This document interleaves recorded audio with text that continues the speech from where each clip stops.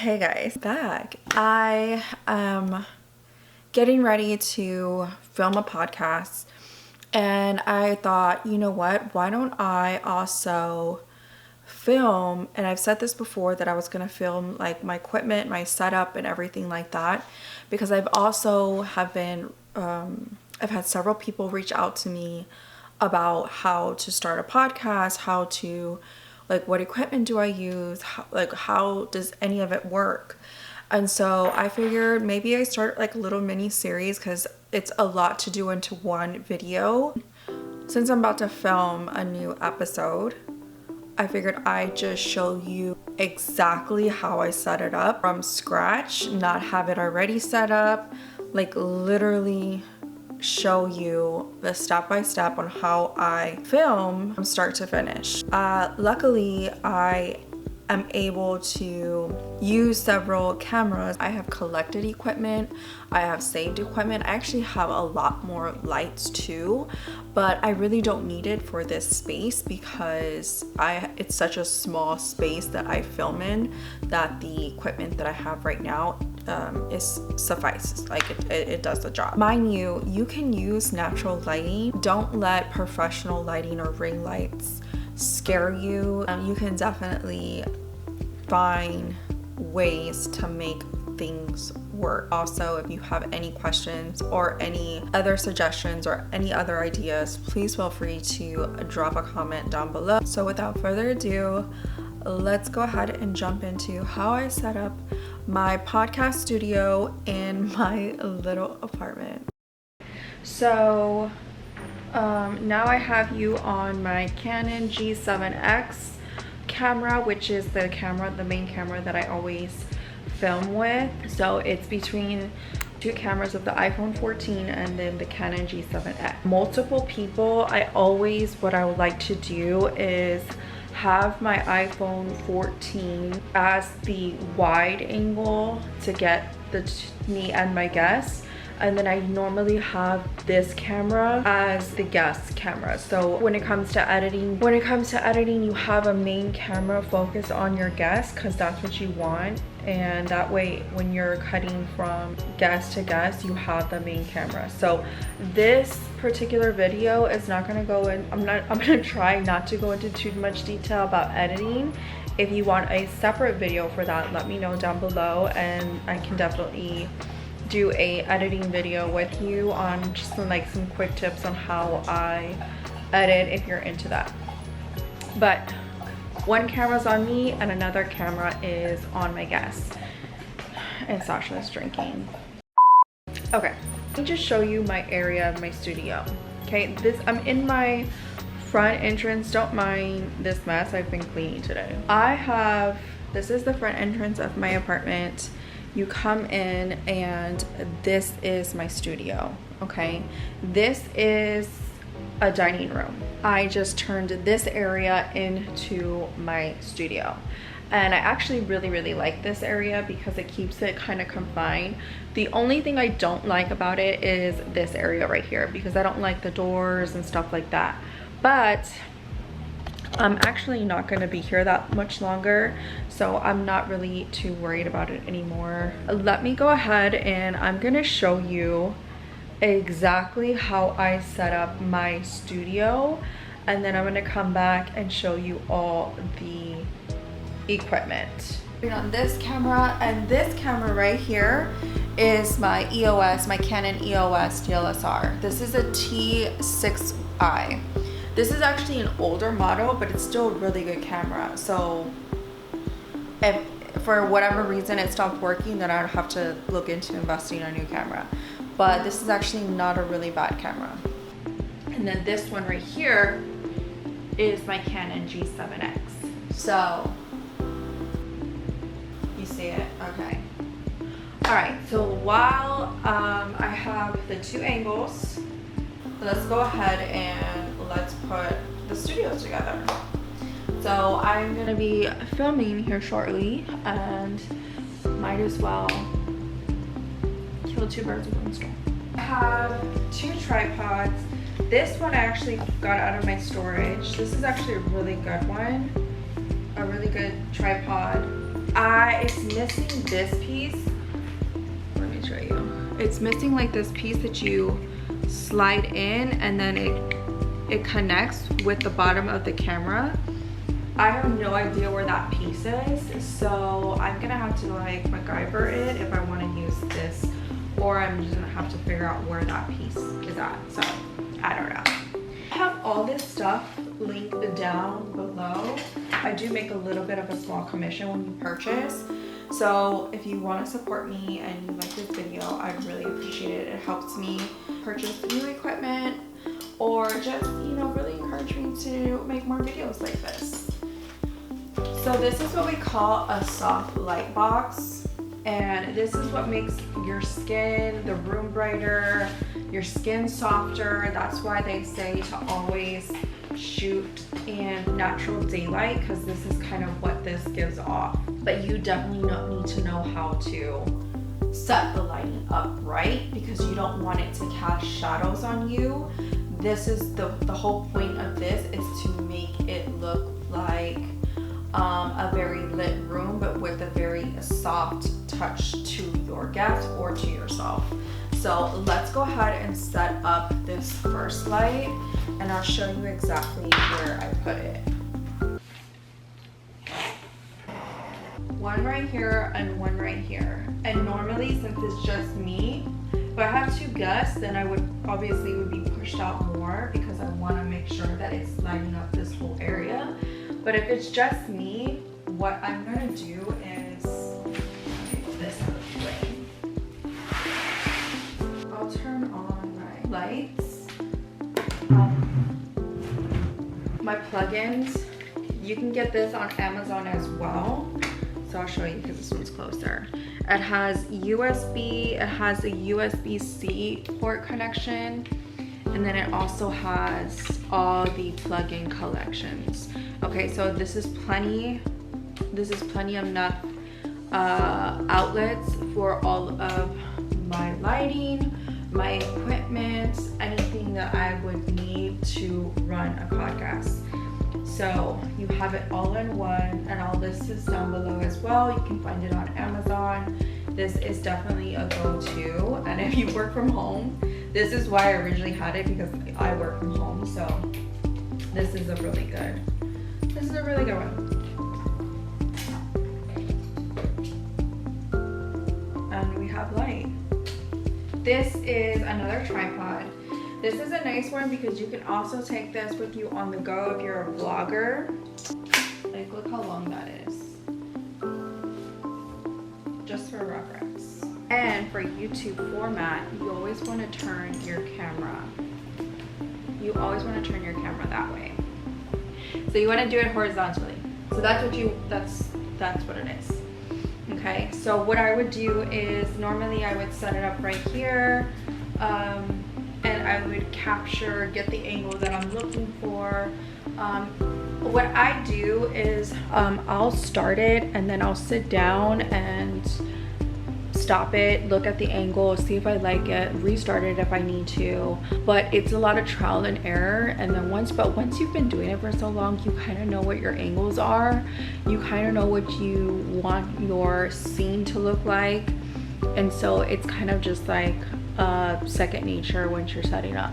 Let's get into a little bit some technical stuff. If you do have these types of cameras, do a little bit of research on them, because won't go past 29 minutes or 24 minutes. I think it is. I think it's 24 or 29. I can't remember.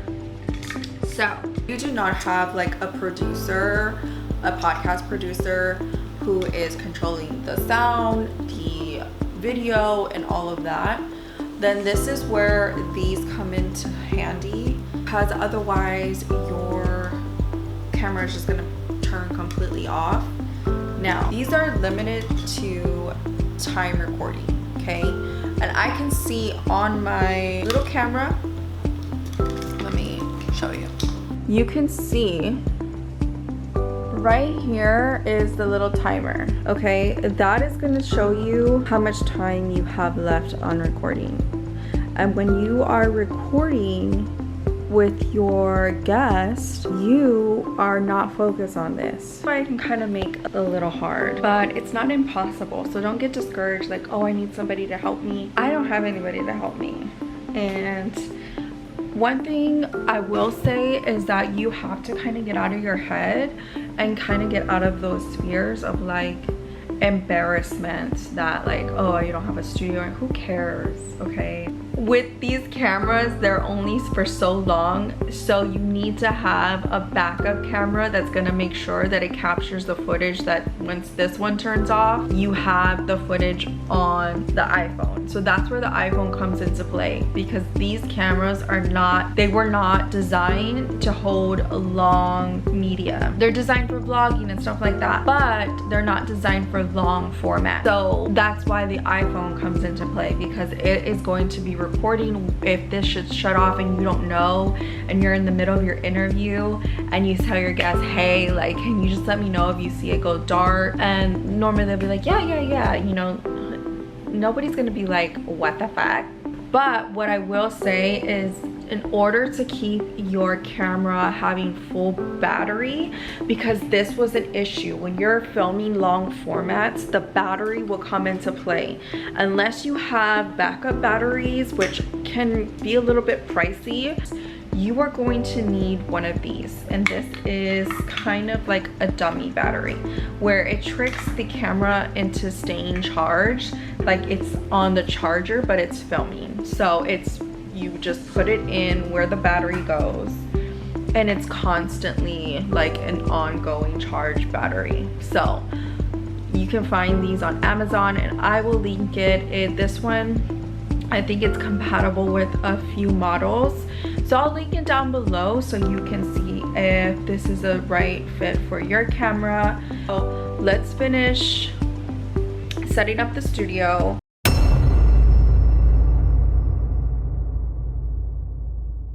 Also, another really good piece of this HDMI video capture. Plug this into the camera and then plug it into the TV. And then you can actually see yourself on the TV. That way you and your guests can see. So if it does turn off, you can see on the TV that it turned off. So it's not bad, it's actually really nice. And I'll have this link down below too. Mics. These are what we call XLR ports. Okay, these are professional mics, but there's so many wireless. The Rode has those, you know, you clip on here, and some on Amazon. And when it comes to audio, it's really important that you have some really good audio. The iPhone can have pretty good audio on it, I'm not gonna lie, but because it's pushed back so far, you're not gonna capture, you're gonna get the echo. You want your audio to be so crisp, and when you're editing, like, obviously you're gonna get some background noise. This is where fancy software can come into play.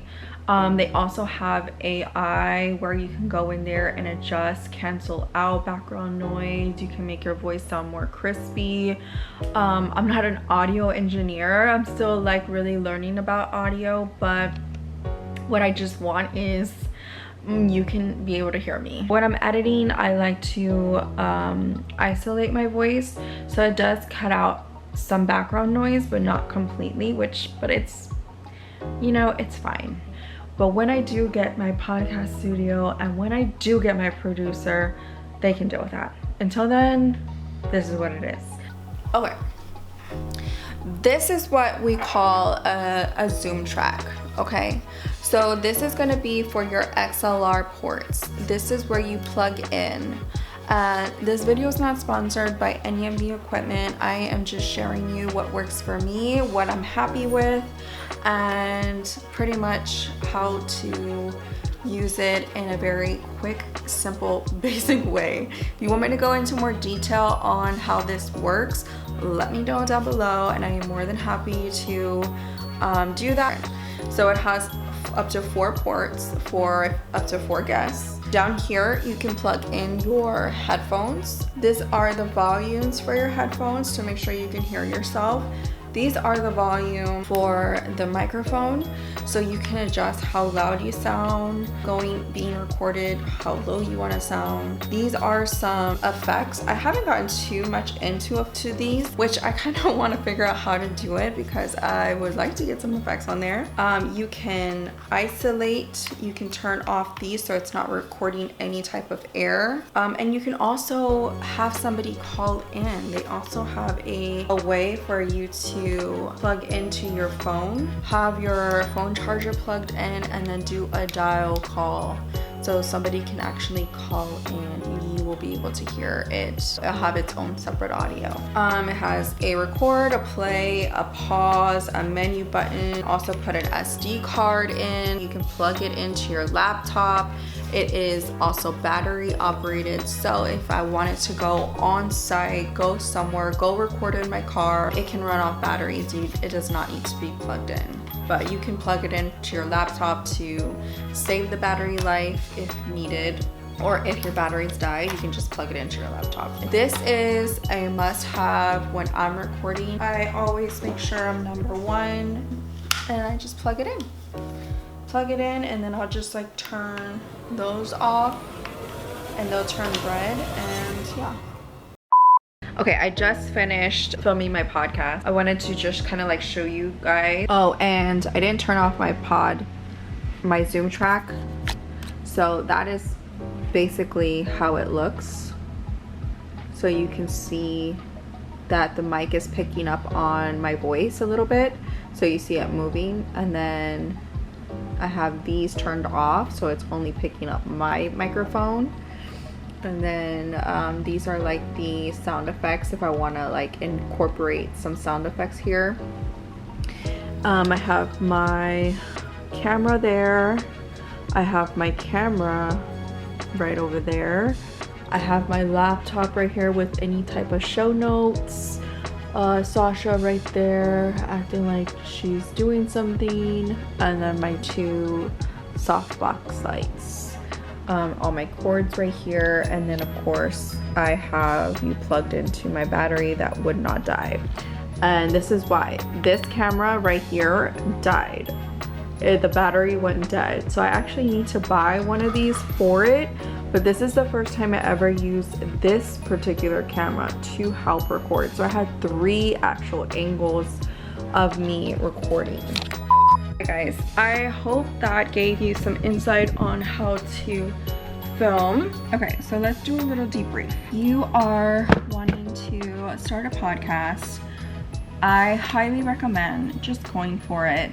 Do some research. All right guys, well that is how I set up my podcast studio / dining room. So yeah, don't be discouraged. Get out there, work with what you have. If you just have a phone, work on your phone, airdrop the stuff.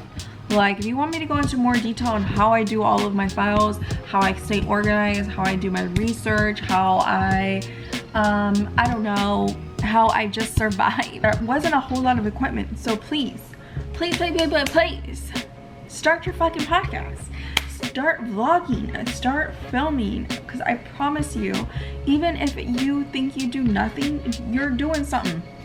I promise you, you're doing something, girl. Until next time, bye.